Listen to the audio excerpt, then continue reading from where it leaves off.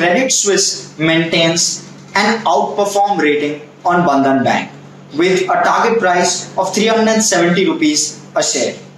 The stock closed at around 265 rupees a share in trade yesterday.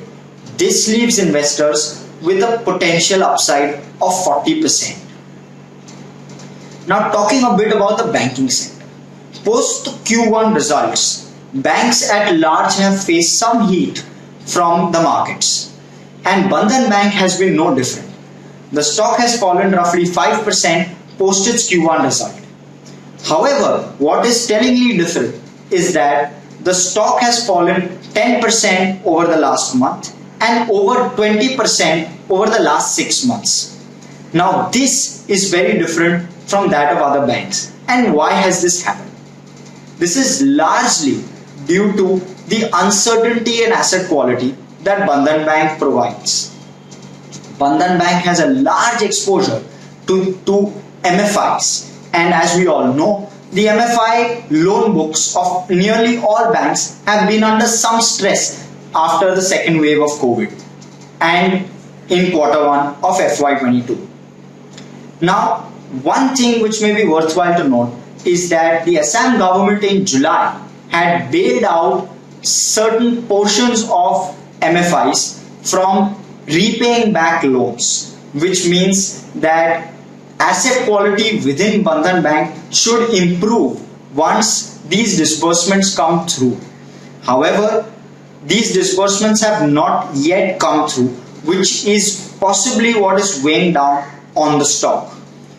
Worthwhile also to note that the Assam MFI loan book for Bandhan Bank is roughly 8% of Bandhan Bank's book. So the stock will continue to see some stress till disbursements come through from Assam. Also, more importantly, the bank has been able to restructure some of its existing loans in Q1 and also has seen large amounts, more than 3/4 of its loan book, having at least part payments coming through.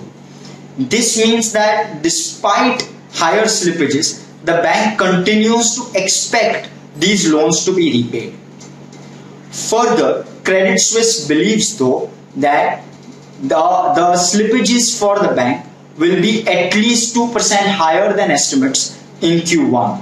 However, Credit Suisse also points out that the assets or the capital adequacy ratio for the bank, its CET1 ratio, is at 24%, which leaves it with enough legroom in case of slippages in FY22 as well.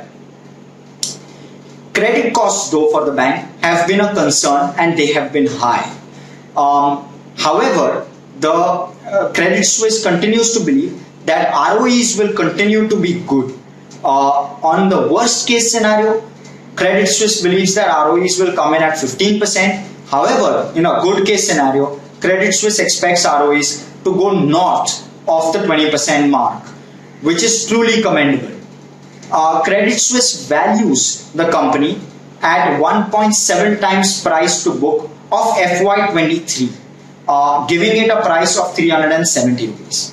So, in terms of upside, high ROEs for the bank expected to continue to come in.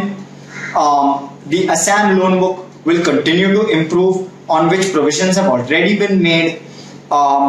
As regards slippages, the bank will continue to see certain higher slippages than normal.